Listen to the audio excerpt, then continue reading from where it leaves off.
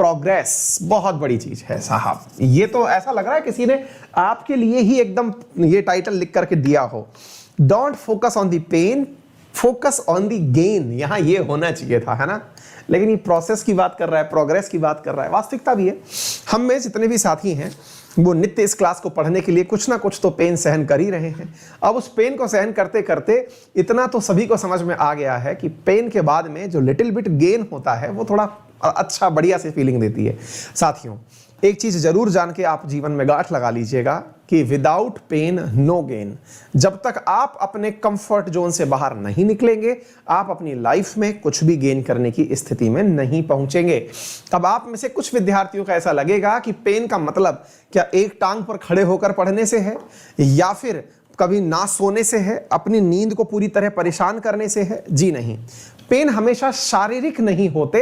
यह सबसे महत्वपूर्ण बिंदु है जो आपको पता होना चाहिए।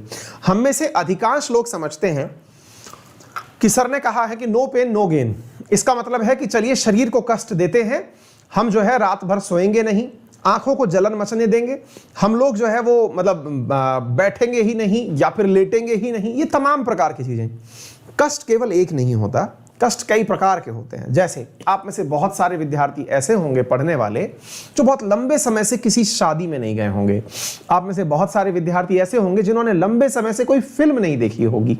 बहुत से मित्र मेरे ऐसे होंगे जो व्हाट्सएप यूज नहीं करते होंगे, फेसबुक पर नहीं जाते होंगे। क्या ये कम पेन है कि दुनिया में क्या चल रहा है और आप जैसा व्यक्ति जिसको दुनिया के बारे में जानने की इतनी जिज्ञासा है कि रोज पढ़ने लाइव आ जाता है, उसे अगर दुनिया के बारे में ना पता चले तो निश्चित ही उसके लिए बड़ा सरप्राइजिंग काम होगा ये तो ऐसी स्थिति में ना साथियों, ये मान के चलिए कि आपकी लाइफ में ये भी एक पेन है, लेकिन ये पेन आपको निश्चित ही पे ऑफ करेगा। जिस दिन आपको रिजल्ट्स मिलने शुरू होंगे तब आप इसी प्रक्रिया को उसके लिए जिम्मेदार ठहराएंगे, क्योंकि थोड़ा ही सही किसी भी नजदीकी के साथ समय बिताने पर आपका जो अपना समय खर्च होता है वो वापस नहीं आता। और पढ़ाई के समय पर आपका एक सूत्री कार्यक्रम पढ़ना ही है तो अन्य कार्यों को प्राथमिकता ना दें। विद्यार्थियों के जीवन में सबसे बड़ा संकट है पढ़ते समय किसी अन्य कार्य को प्राथमिकता दे देना।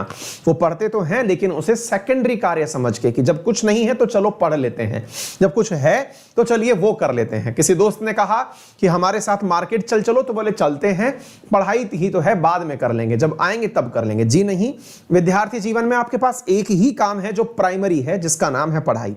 कभी आपने अपने पिताजी को, अपने घर में काम करने वाले नौकर, जो भी नौकरी करने वाले नौकरी पेशा व्यक्ति हैं परिवार के, चाहे मम्मी हो चाहे पापा हो, आपने उन्हें कभी इस प्रकार से नहीं देखा होगा कि उनके सहेली ने या उनके दोस्त ने, किसी ने ये कहा हो कि चलिए घूम के आते हैं, और वो ऑफिस जाने वाले थे तो उन्होंने ऑफिस छोड़ करके घूमने का निर्णय ले लिया हो। उन्होंने ऑफिस का मतलब ऑफिस ही समझा।